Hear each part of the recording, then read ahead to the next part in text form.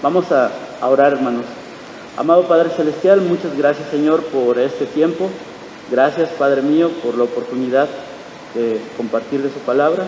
Suplico, Señor, que sea con nosotros. Suplico, Padre Santo, que su Santo Espíritu sea con su iglesia, que la dirija, que la guíe a la verdad, Señor, y que pueda transformarla para que refleje su gloria y para que sirva su nombre, Señor.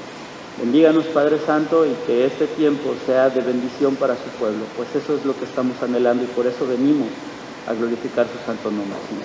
En el nombre de Cristo Jesús. Amén. En las últimas semanas Alejandro nos ha hablado acerca de la vida de José.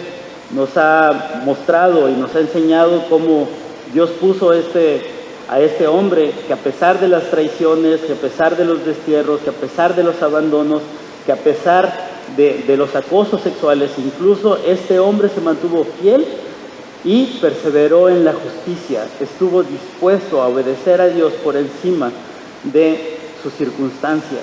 En definitiva, José es un ejemplo que nos desafía a la obediencia. Sin embargo, cuando vemos nuestra vida, nos damos cuenta que la existencia de cada persona, la experiencia de cada persona en la tierra es que hay una lucha con el pecado. Y no solamente hay una lucha, muchas veces mordemos el polvo y muchas veces caemos.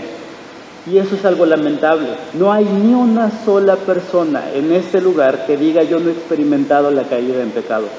No hay ni una sola persona en toda la historia de la humanidad que diga yo no he experimentado el pecado a menos de Cristo. Cristo es el único que se mantuvo fiel y es el único que se mantuvo obediente siempre y sin ningún pecado. Dios en su infinita sabiduría no solo nos deja el ejemplo de José, un hombre fiel y justo que se mantiene firme obedeciendo a Dios, sino también nos deja otro testimonio, nos deja otro personaje que también nos muestra verdades espirituales que me gustaría compartirles esta mañana.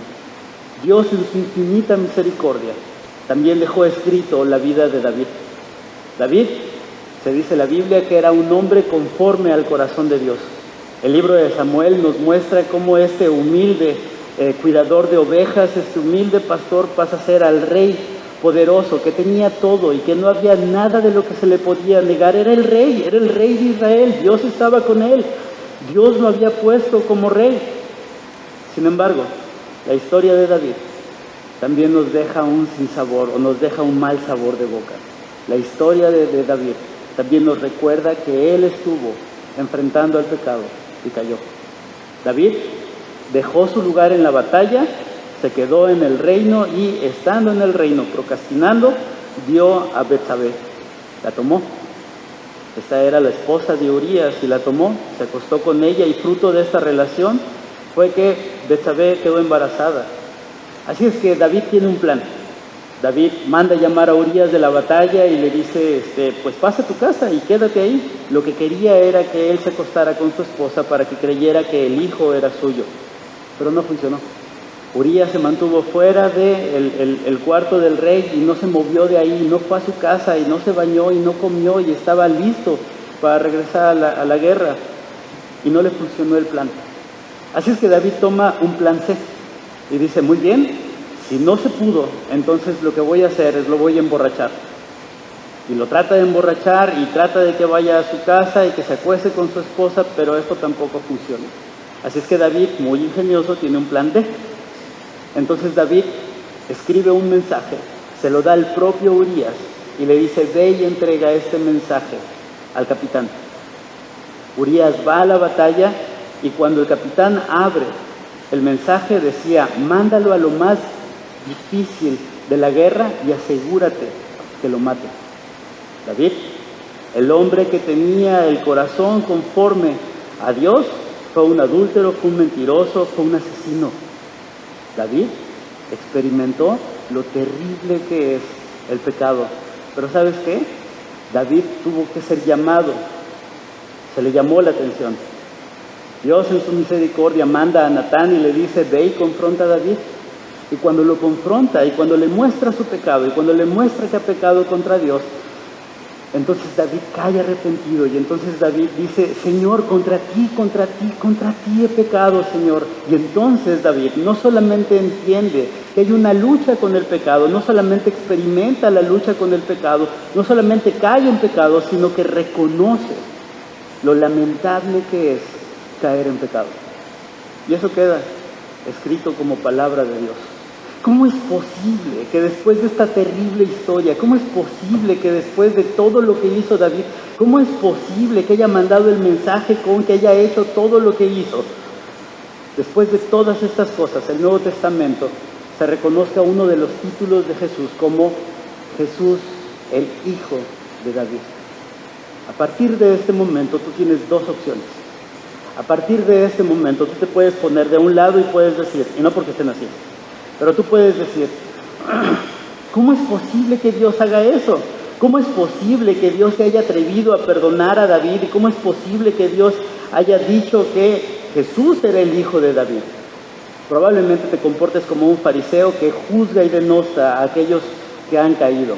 Probablemente te atreves a pensar que no es justo que Dios trate con misericordia y con piedad a aquellos que han caído, que no puede ser posible que Dios restaure a esos.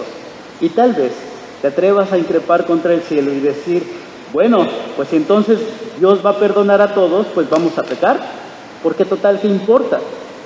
Probablemente tú eres una persona o has escuchado a una persona a la que has compartido el Evangelio y le has dicho, mira, ven a la iglesia. No, yo no voy a la iglesia porque en la iglesia son pecadores y siguen pecando y todo lo hacen mal. Y es un asco la iglesia. Y todo está mal en la iglesia. Probablemente te has encontrado a gente así, gente que juzga a las personas que están dentro de la iglesia como si ellos ya no tuvieran que pecar, como si ellos ya no lucharan con el pecado. Probablemente has escuchado a gente que se la pasa contando cuántas cosas buenas ha hecho, que cuántas buenas obras tiene, de cuánto ha ayudado a otras personas, y piensan que su justicia los hace mejor a ellos que a los que han caído en pecado. Probablemente te has encontrado con gente así. Probablemente cuando tú leíste la historia de David, tú te sentiste en esta posición. Esta es una posición. Pero probablemente tú te acercas a la Escritura y conoces tu pecado y conoces la realidad del pecado. Y entonces te pasa lo mismo que a David. Que una vez que Natán va y lo confronta y le dice, tú has hecho eso, tú hiciste lo malo delante de Dios, David reconoce su pecado y entonces saborea lo amargo y lo terrible que es el pecado. Y hermanos, no se trata de las consecuencias. Y me gustaría que viviéramos así. Cuando David se arrepiente de su pecado, no se arrepiente porque, híjole, me van a quitar el reino. Híjole, ahí sí vienen los golpes. No quiero nalgadas. No. David no se arrepiente solo por lo que hizo. David no se arrepiente solamente por las consecuencias que hubo. La muerte de un hombre, la muerte del hijo, la persecución de sus hijos, el pecado, la ofensa. David se arrepiente porque ha pecado y ofendido a Dios. David reconoce que su pecado, a quien ha ofendido primeramente, es a Dios. Así es que David, dice la Escritura, que tiene un espíritu contrito y humillado. Tiene un espíritu que está humillado delante de Dios, tiene un espíritu que está reconociendo su miseria, su pecado delante de Dios. Señor, no puedo hallar salvación si no es en usted. Señor, no puedo hallar consuelo si no es en usted. Sea cual sea tu posición, sea que estés cuestionando la justicia de Dios, o sea que estés tan arrepentido y tan dolido por tu pecado que digas, ni Dios me puede perdonar de lo que hice. Te pido por favor que escuches este sermón y te pido por favor que consideres lo que es un espíritu contrito y humillado. Así es que te voy a hablar de algunas cosas. Antes de empezar con el pasaje, me gustaría hablar sobre el libro de Salmos. A los jóvenes les he dicho que el libro de Proverbios nos da la perspectiva de un dron, es decir, se eleva y nos permite ver todo el panorama que está abajo. Nos permite ver dónde están los huecos, dónde te puedes caer, dónde te vas a golpear y esto nos permite hacer las cosas de acuerdo a la voluntad de Dios y no de acuerdo a nuestra voluntad, y eso nos da sabiduría. #, no más cletos. Es para los jóvenes. Pero Proverbios Salmos también nos ofrece una perspectiva muy diferente y una perspectiva muy particular. El libro de los Salmos nos ofrece una perspectiva que no habla de los hechos. Generalmente cuando nos acercamos a las Escrituras vemos lo que la gente hizo o lo que la gente no hizo. Y está bien, en un sentido práctico Dios nos enseña a través de las obras de las personas. Pero en otras ocasiones nos acercamos y vemos la argumentación y la elocuencia de ciertas personas que están siendo guiadas por el Espíritu Santo y dices, ¡qué increíble poder leer esto y reconocer cómo el Espíritu de Dios guió a esta persona! Y Esteban, siendo casi muerto, se levanta y predica en el nombre de Cristo de una manera tan elocuente y tan increíble que no importa que venían las piedras. Por ejemplo, pero el libro de los Salmos nos abre completamente. El libro de los Salmos expone el corazón de las personas, expone el corazón de aquellos que están escribiendo. Es como una radiografía de lo que es la persona, de lo que está pensando la persona, de lo que desea la persona. Los salmos no se maquillan las intenciones, no se cambian los sentimientos, los autores exponen tal cual está en su corazón. Así que tenemos todo tipo de oraciones, todo tipo de plegarias a Dios, todo tipo de súplicas a Dios. En el libro de los Salmos, mis hermanos, no hay correcciones, no hay filtros, no hay cambios que nos hacen ser políticamente correctos. Lo que el hombre está sintiendo, eso es lo que él hace. Lo que el hombre está pensando, eso es lo que él escribe. Lo que el hombre está deseando, eso es lo que pone.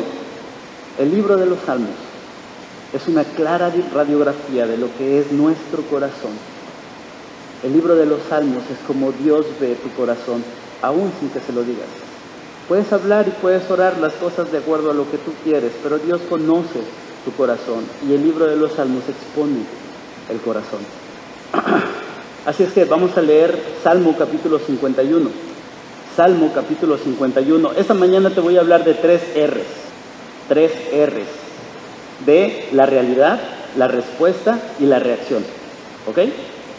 Te pido por favor que me sigas con las 3 R's, la realidad, la respuesta y la reacción. Salmo capítulo 51.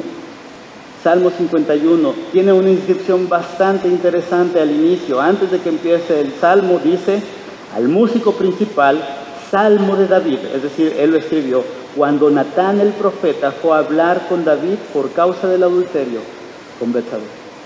¿Qué es lo que el corazón de David nos enseña aquí? ¿Qué es lo que el Espíritu Santo nos guía a conocer aquí? Aquí les pido por favor que consideren las 3 R's de un espíritu contrito y humillado. Versículo 1 dice, Dios mío, por tu gran misericordia, ten piedad de mí. Por tu infinita bondad, borra mis rebeliones. Lávame más y más de mi maldad, límpiame de mi pecado. Reconozco que he sido rebelde. Mi pecado está siempre ante mis ojos. Contra ti y solo contra ti he pecado. Ante tus propios ojos he hecho lo malo. Eso justifica plenamente tu sentencia y demuestra que tu juicio es impecable. Mírame. Yo fui formado en la maldad. Mi madre me concibió en pecado. Mírame. Tú me amas. Tú amas la verdad en lo íntimo. Haz en lo secreto que comprenda sabiduría. La realidad. Generalmente pensamos que nuestro más grande problema es no tener el suficiente dinero para mantener a nuestra familia. Pensamos que nuestro más grande problema es no tener al marido que es como Cristo, o a la mujer que es como la iglesia y que ama a la iglesia y que está involucrado y que ayuda, y que generalmente pensamos que si tan solo nuestros hijos realmente conocieran al Señor, entonces viviría en paz. Generalmente pensamos que si las circunstancias, todas aquellas cosas que están a nuestro alrededor cambiasen, entonces todo estaría bien. Y te lo voy a poner de otra manera. Señor, lo que decía hoy Paco en la mañana, Señor, gracias por tu salvación, gracias por tu gracia, gracias por tu misericordia, pero si tan solo me pudieras dar esto, entonces ya estaríamos bien. Uy, entonces sí, ya no tendría ningún problema, ya no te pediría nada más. Si nosotros pensamos que nuestro más grande problema está basado en las circunstancias, estamos pensando en nosotros mismos. Estamos pensando en nuestra comunidad y estamos pensando en cómo la vida se nos va a hacer más fácil a nosotros. Mira, yo estoy aquí sentadito, bien a gusto, y quiero que cambies a este, que quites esto, y que cambies aquello, y que pongas lo otro, para que pueda estar más a gusto. Nuestra perspectiva de nuestro problema radica, pareciera, que está pensando en los de afuera, pero David nos enseña que nuestro problema está dentro de nosotros mismos. Tu más grande problema, mi amigo, es el pecado. Tu más grande problema es que cada vez que tomas una decisión que va en contra de la voluntad de Dios, te constituyes enemigo de Dios y te haces acreedor a la ira de Dios. David deja claro que nuestro más grande problema es mucho más profundo que las circunstancias. Es mucho más cercano que incluso lo que nosotros hacemos. David deja claro que el pecado es nuestra propia naturaleza, que nuestro ser está inclinado hacia el mal, que nuestro ser está dispuesto a ir en contra de Dios. Límpiame de mi pecado, reconozco mis rebeliones, contra ti, solo contra ti he pecado. Y vamos a ver cuáles son algunas de las características de un espíritu contrito y humillado. Reconoce la realidad. David inicia el Salmo con una súplica, y una súplica que reconoce su condición. Sus rebeliones necesitan ser perdonadas. Está desesperado, está aterrorizado por su condición. Ahora se mira al espejo, ahora mira lo que es y dice: Señor, límpiame, Señor, lávame, Señor, rescátame, porque sin ti no puedo. Ten piedad de mí, borra mis rebeliones, Señor. El pecado nos deja con una mancha indeleble. El pecado nos recuerda que estamos siempre no presentables para estar delante de Dios. El pecado es una mancha que expone nuestra miseria de lejos. ¿Y ya viste qué? Se nota de lejos porque está manchado. Nuestra falta de justicia nos hace impresentables delante de Dios. Un espíritu contrito y humillado es aquel que recuerda su pecado con dolor y que reconoce su soberbia, su necedad, su rebeldía. Un espíritu contrito y humillado es cuando se mira a sí mismo como pecador y como enemigo de Dios, y cuando reconoce que no tiene la más mínima esperanza de poder cambiar esto. El ADN, la constitución del hombre, la esencia misma del hombre, ofende a Dios y te lleva a ofender y practicar todo aquello que ofende a Dios. Ciertamente, él pecó contra su prójimo. Ciertamente pecó contra su prójimo. Pero David dice: contra ti, Señor, he pecado. ¿De quién temes las consecuencias? Cuando vas a hacer algo que es incorrecto, ¿de quién te fijas? Bueno, seamos realistas. Si has pecado y te preocupan las consecuencias, no te preocupan las de Dios, porque Dios está bien. Muchas veces estamos tan preocupados por las consecuencias que el hombre puede hacer, que nos olvidamos de las consecuencias que Dios hace. Lucas, Jesús le dice a sus discípulos: no teman a quien les hace daño al cuerpo, teman a Dios, quien después de muerte puede mandarlos al infierno por su pecado. Ahí es donde realmente tienen que temer. David reconoce las consecuencias, pero reconoce que cuando él peca contra su prójimo, él está pecando contra Dios. Y dice que el justo juicio de Dios lo merece. Lo que él diga, la sentencia que él ponga, él la merece, porque él reconoce que no hay bondad en él. Y aquí hay una diferencia con el fariseo. El fariseo va a decir: malo, así, malo que digas malo, no soy. Mira, he hecho tantas cosas buenas y tengo tanto arsenal de cosas buenas que con una cosa mala que haya hecho no tiene ningún problema. Yo puedo estar bien delante de Dios, yo soy justo delante de Dios porque no he sido tan malo, porque no reconoce la condición natural de su pecado.